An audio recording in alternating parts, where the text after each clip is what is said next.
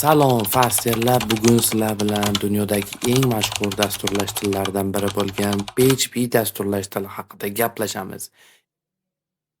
Ekranga yaqinroq o'tirib oling, unda biz boshladik.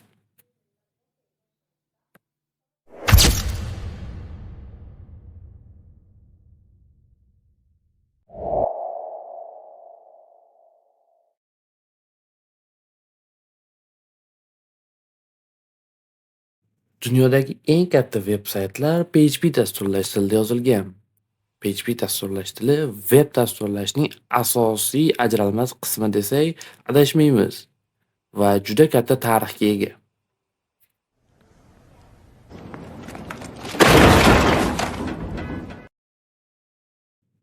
PHP dasturlash tili juda eski dasturlash tili. Uni yo'qolib ketishini 10 yildan beri kutishadi, lekin haligacha u ishlatilib kelinadi. Aslida dunyoning eng katta yirik veb-saytlari PHP dasturlash tilida yozilgan. PHP dasturlash tilini o'rganish orqali siz noyob insonga aylanasiz, ya'ni sizga bo'lgan talab ortib boradi va sizni maoshingiz ham shunga yarasha yuqori bo'ladi. Oylik qancha? Bozor talabidan kelib chiqib, bugun $500 dan $3000 topayotgan dasturchilar bor. Jamoaviy ishlash uchun yaxshi dasturlash tillaridan biri hisoblanadi. Keling uni qanday ishlashini ko'rib chiqsak. PHP qanday ishlaydi? Uni yozasiz, server uni brauzerga jo'natadi, brauzer esa HTML ko'rinishida sizga yana qaytarib ko'rsatadi.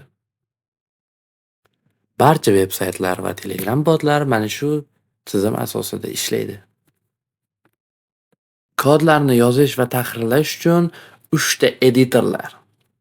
Kompyuterlar uchun Visual Studio, telefon uchun QXEdit dasturi va veb saytlarning o'zida ham bularni qayta tahrirlashimiz mumkin.